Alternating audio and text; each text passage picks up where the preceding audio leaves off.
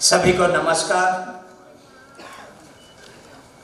भोपाल स्मारक अस्पताल एवं अनुसंधान केंद्र के कार्यक्रम में मंच पर अपने बीच उपस्थित उप महानिदेशक ICMR नई दिल्ली सुश्री मनीषा सक्सेना जी, प्रभारी निदेशक भोपाल स्मारक अस्पताल एवं अनुसंधान केंद्र के डॉक्टर मनीषा श्रीवास्तव जी, दो मनीषा इकट्ठी हो गई। प्रभारी चिकित्सक अधीक्षक भोपाल स्मारक अस्पताल एवं अनुसंधान केंद्र डॉक्टर अनुराग यादव जी, डॉक्टर सारिका कटियार जी, सभी डॉक्टर मित्रों, कर्मचारी भाई बहनों, हमारे सरकार के डॉक्टर रूबी खान, राजभवन से भी डॉक्टर आए हैं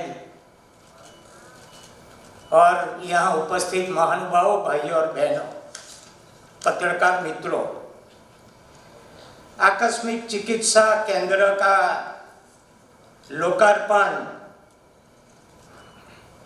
आज अभी हुआ। कभी कभी मरीज को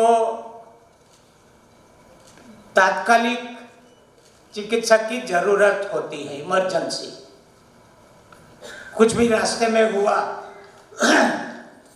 तुरंत आए तो हॉस्पिटल में तुरंत उनको सुविधा मिल जाए।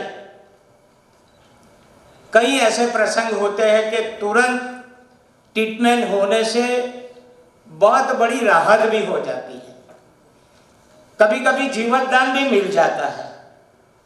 ये बहुत आवश्यकता थी। यहाँ मनीषा श्रीवास्तव ने आज मेरे हाथ से सभी का उद्घाटन करवाया और पौधारोपण भी करवाया है। मैं मनीषा श्रीवास्तव को मेरी अपनी बेटी समझता हूँ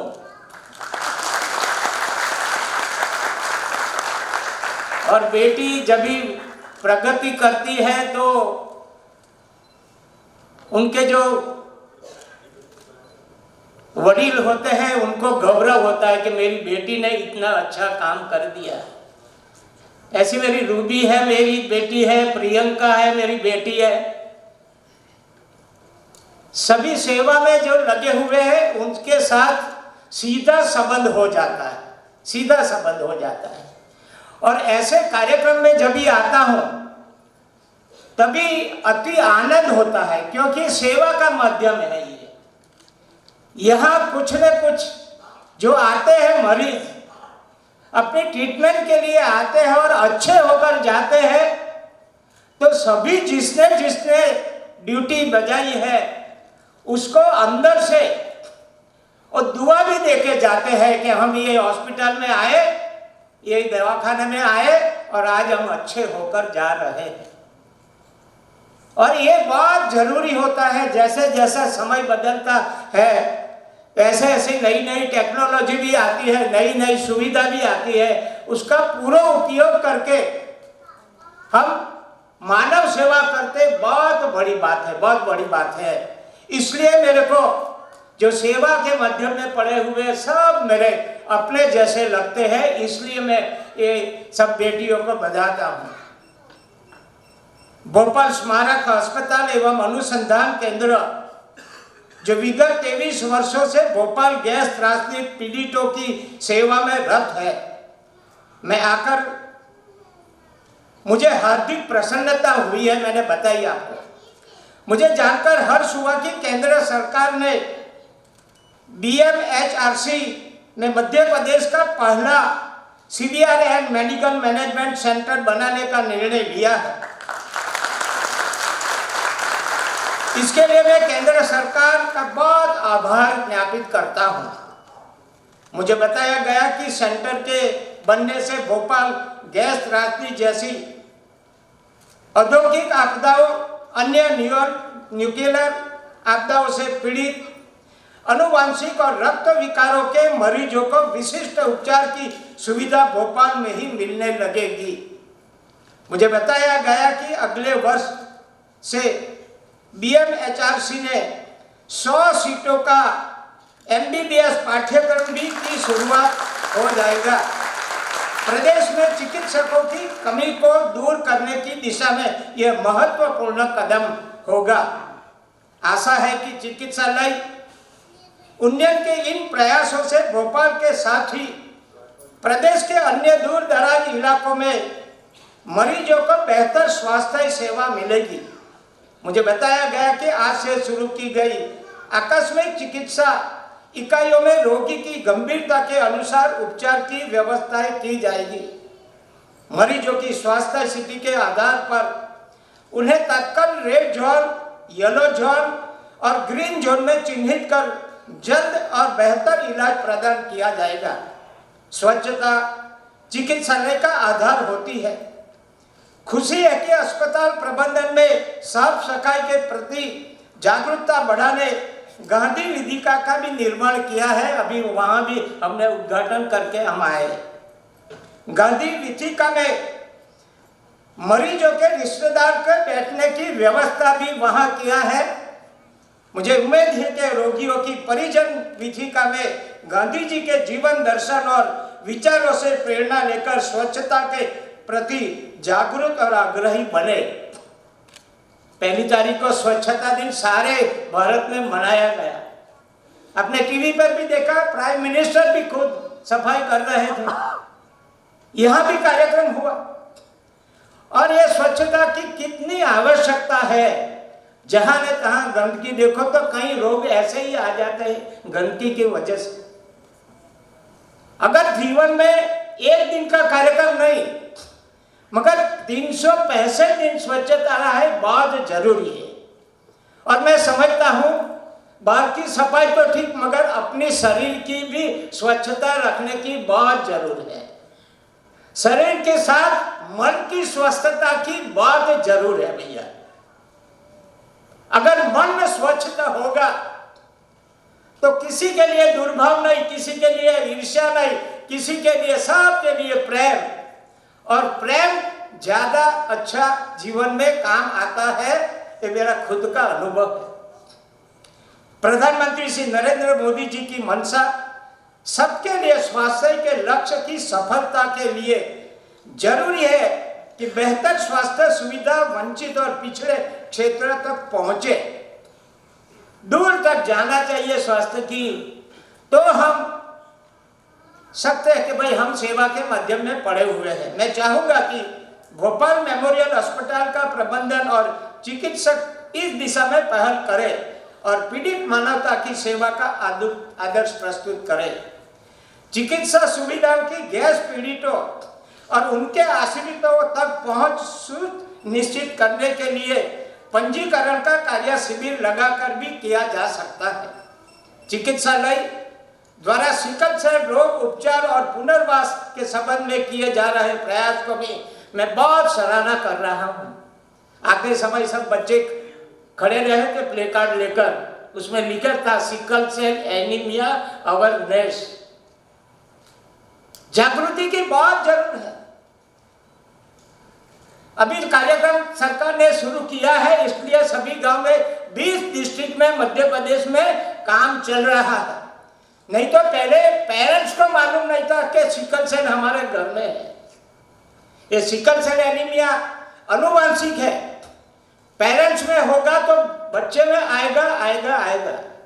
तभी मैं ज्यादा बात नहीं करना चाहता हूँ। अभी तो सभी जगह सिकल सेल एनीमिया का काम चल रहा है, सभी को जागृति आ गई। ट्राइबल एरिया में भी अभी मालूम पड़ गया क्योंकि पैसा एक्ट भी लागू हुआ। 89 ब्लॉक में ग्राम सभा में भी इनकी चर्चा हुई तो ट्राइबल तक पहुंच गया। मगर आप सब सेवा के माध्यम में पड़े हैं इसलिए, और आप जानते भी होंगे। मगर 2 बात है उसमें, जब भी बच्चे बच्ची शादी करे तभी उन्हें को पूरा ध्यान रखना चाहिए अपने पास। कभी जब भी शादी होती है तभी पेरेंट्स अपने को जन्मोत्तरी बताते हैं कि भाई बच्ची कैसी है, रहेगी भागेगी, या मेरे बेटे के साथ अच्छी तरह रहेगी। और बेटा भी देखता है कि पत्नी अच्छी दिखती है, मैं कहाँ जाऊं तो मेरा प्रभाव पड़े, ऐसी दिखती है क्या। और बच्ची भी देखती है कि भाई पैसे वाला है क्या, ऐसा ही है। क्योंकि हर एक के जीवन में महत्वाकांक्षा होती है भैया थोड़ी बहुत, मगर दोनों बच्चे को जन्मोत्तरी नहीं, मगर वो कार्ड जो सरकार ने बांटे हैं, अगर तुमको वाहक है, सिकल सेल एनीमिया में वाहक होता है यानी ट्रेड होता है, और डिसीज होता है यानी रोगी होते हैं, अगर जो वाहक दोनों हो तो शादी नहीं करनी चाहिए। अगर डिसीज दोनों का है तो कभी शादी नहीं करना चाहिए। एक होगा तो चलेगा, मगर दोनों नहीं है, दोनों है तो कभी भी शादी नहीं करना। ये बच्चे के जीवन में आगे जाकर उसको जीवन में साथ मिलेगा। नहीं तो घर में एक बच्चा आ गया सिकल सेल वाला तो पेरेंट्स इतने दुखी होते हैं। सिकल सेल एनीमिया में 16 जैसे रोग छोटे छोटे अंदर इकट्ठे हुए हैं, छोटे छोटे। और कभी कभी बचपन में माँ बाप का दिल का टुकड़ा चला जाता है, ऐसे टेम्परेचर 4-5 दिन आता है और एकदम चला जाता है बच्चा। माँ बाप को कितना आघात लगता है कि बच्चे को मैंने 5 साल बड़ा किया, पालन पोषण किया और एक 5 दिन में चला गया। एक बात, मैंने मनसुख मांडविया मेरे साथ विधायक थे, इसलिए मैं अच्छी तरह उनको पहचानता हूँ।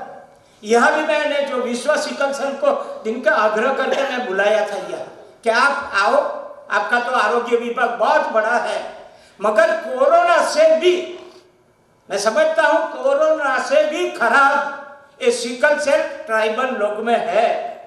इसलिए उसकी जांच हो और उनको जितना जल्दी हो सके उनकी दवाई उनको मिल जाए तो अच्छा हम काम कर सके।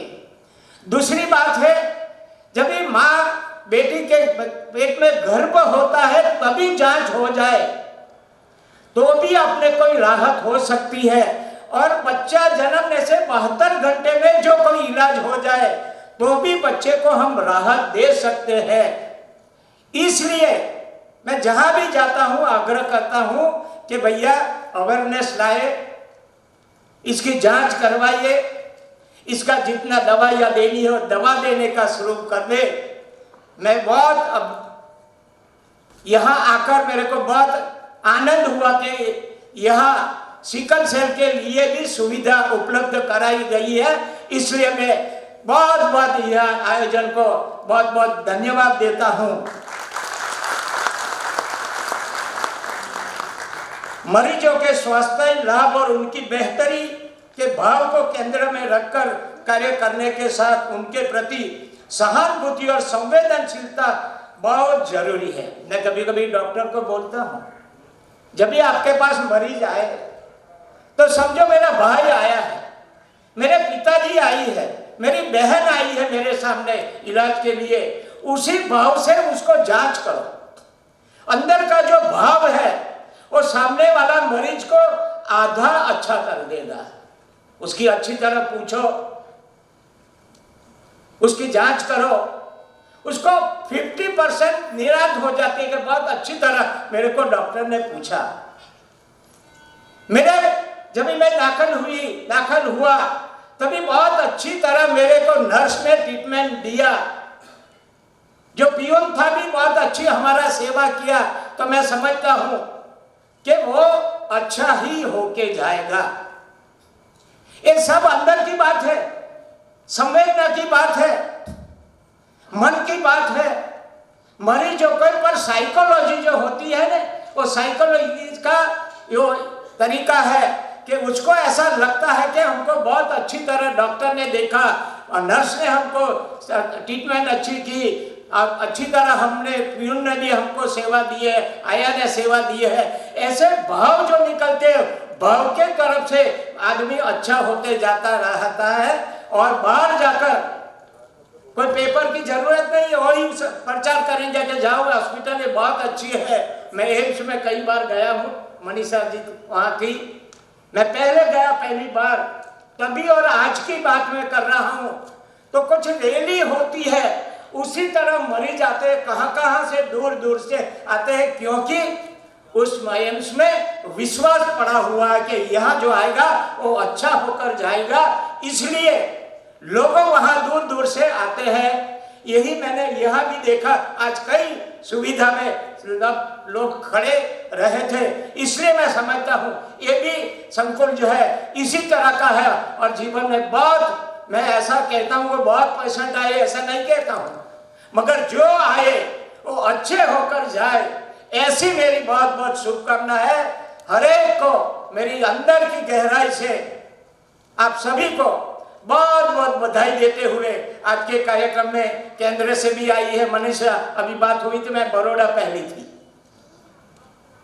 तो बड़ौदा में मेरी कमिश्नर थी शालिनी अग्रवाल, उनको भी अब पहचानती है, तो वो भी बेटी का ही, मैंने बहुत साल पहले 15 साल पहले वो सीओ थी, बाद में वो बड़ौदा कमिश्नर बनी, बाद में अभी सूरत आई थी, और यहाँ अभी स्मार्ट सिटी का राष्ट्रपति के और से एक सम्मान था, उसमें भी शालिनी अग्रवाल आई थी। हम जब भी अपने पहचान वाले को मिलते हैं तो अंदर का भाव बाहर आ जाता है और बहुत आनंद होता है। ऐसा ही आनंद ये सेवा कार्यक्रम में आए अब सबको मिलने के मेरे को बहुत आनंद हुआ, और नई नई जो सुविधा बनी है बहुत अच्छी तरह चले, ऐसी शुभकामना के साथ मेरे को यह न्योता दिया और आप सबके साथ मिलने का मौका मिला, इसके लिए यहाँ के लोगों को, संचालकों को बहुत बहुत आभार मानते हुए मैं मेरी बात पूरी करता हूँ। आभार। भारत माता की जय।